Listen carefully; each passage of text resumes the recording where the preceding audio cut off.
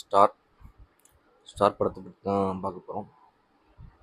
கவினோட ஆக்டிங்கில் வந்திருக்க படம். படம் எப்படி இருக்குன்னு பார்த்தீங்கன்னா, ஒரு குட் என்டர்டெய்னர் அப்படி தான் நம்ம சொல்ல முடியும்.